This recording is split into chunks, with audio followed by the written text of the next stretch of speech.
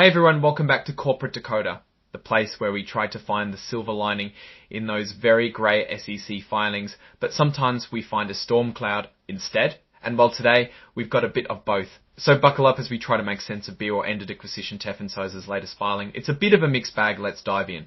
Before we start, if you like getting these unfiltered looks into what companies are really up to, make sure you subscribe and hit that notification bell. Also, we have a fantastic community over on Discord where we break down these filings together, linked right down in the description. Come join the conversation. Alright, so what we have here is a current report on Form 8K. Think of this as a company's way of quickly telling the public about major events that investors likely need to know about right away. It's like a news flash from the corporate world. The main date we're looking at here is August 5, 2025. This is the earliest event this report is talking about, so everything else flows from this point.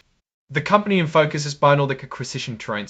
They are what's called a special purpose acquisition company, or SPAC. Basically, they exist to raise money through an initial public offering or IPO, with the sole purpose of acquiring another company if they can't find one, and merge with it. They usually have to give the money back to investors. It's a bit of a race against time. Here we see they're incorporated in Delaware, and we have their commission file number and their IRS employer identification number.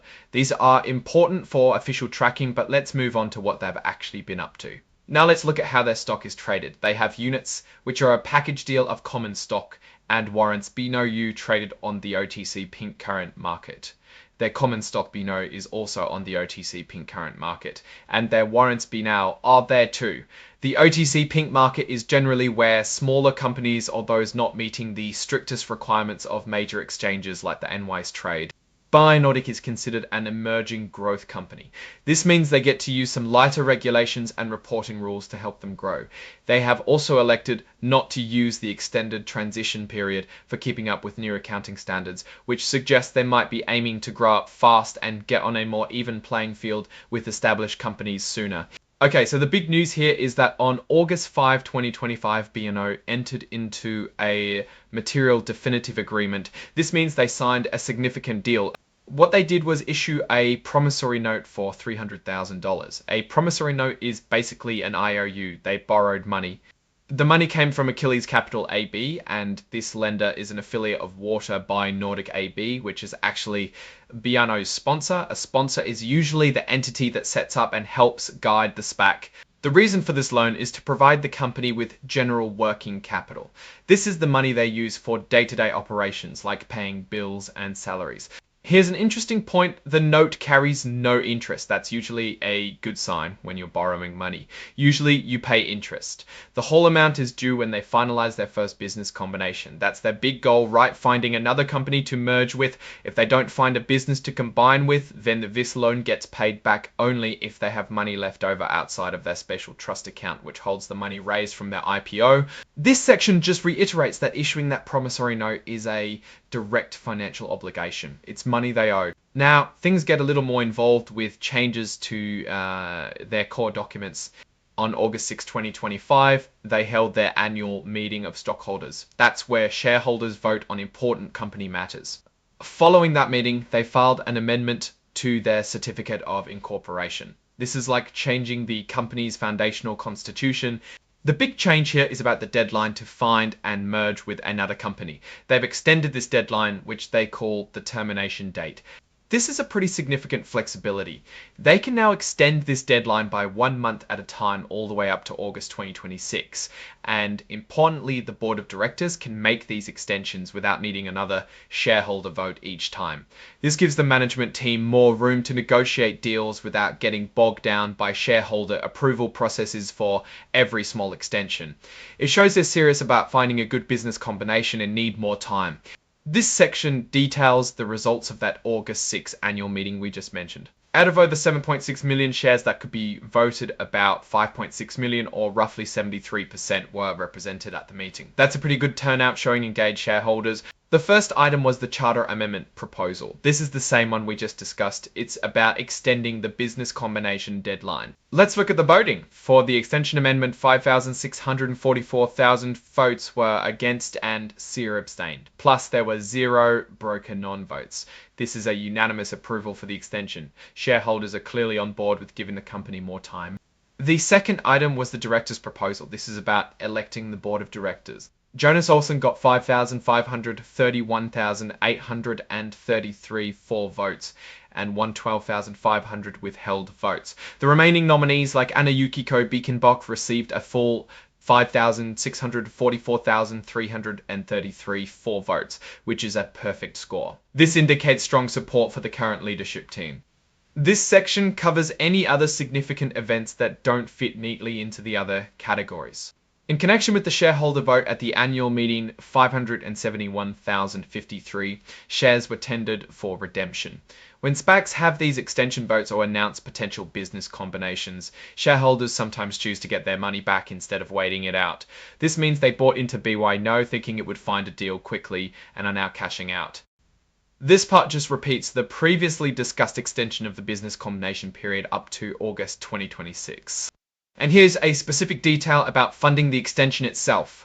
On August 11, 2025, Beyond deposited $17,470 into their trust account. This money is essentially to pay for the extension, and it pushes their deadline forward by 1 month from August 12, 2025 to September 12, 2025. This $17,407 is likely the cost of extending the business combination deadline by a month. It's a tangible cost of doing business for a SPAC. This is a standard legal disclaimer. They're saying this report is not an offer to sell or buy their stock. It's just reporting information. And this is another common section in public filings. These are statements about future expectations, for example, mentioning words like believes or expect. They include a warning that actual results could be different due to various risks and uncertainties, and they don't promise to update these statements if things do change. It's a way for companies to talk about the future without making a legally binding promise. This is where they list the actual documents attached to this report. We see Exhibit 311, which is the charter amendment we talked about. Exhibit 10.1 is the promissory note for $300,000. And Exhibit 104 is the cover page interactive data file, which is basically the same information as the cover, but in a format that computers can read easily for data analysis. Finally, the report is signed by Thomas Fairfield, the Chief Financial Officer, dated August 11, 2025. This is the official sign-off showing who is responsible for this filing. Now let's put on our investor hats and think about what this all means. byNordic Acquisition Corp is a SPAC, and like all SPACs, their ultimate goal is to find a worthy company to merge with and take public. The $300,000 promissory note from their sponsor is a lifeline providing essential working capital. The fact that it's interest-free is a positive perk for the company. The real headline here is the successful extension of their business combination deadline. The unanimous shareholder vote is a strong signal of confidence from the investors. They are betting on management's ability to find a good deal within the new time frame. The approximate is a lifeline providing essential working capital. The fact that it's interest-free is a positive perk for the company. The real headline here is the successful extension of their business combination deadline. The unanimous shareholder vote is a strong signal of confidence from the investors. They are betting on management's ability to find a good deal within the new time frame. The approximately $17,500 deposit to fund this extension shows they are active. However, we also saw that over 571,000 shares were tendered for redemption. While a SPAC can survive redemptions, a large number means fewer funds available for the eventual business combination. It also implies that a significant chunk of investors are losing faith, or perhaps have better opportunities elsewhere and are taking their money off the table. The company is operating on the OTC Pink market, which is a less stringent venue, and while that allows for easier access, it also means less regulatory oversight compared to major exchanges. The direction for byNordic seems to be focused on securing that vital business combination. Their primary strength, as shown in this filing, is the ability to secure financing from its sponsor and gain shareholder approval for crucial extension. The main risk is undoubtedly failing to find a suitable target company before the new deadline, or finding one that doesn't create significant value for shareholders. The extension gives them breathing room, but the clock is still ticking. For me, the key takeaway is that while the company is actively pursuing its mandate and has strong support for extending its timeline, the significant number of redemptions indicates a challenge in retaining investor confidence, or perhaps a pragmatic decision by some investors to cut their losses.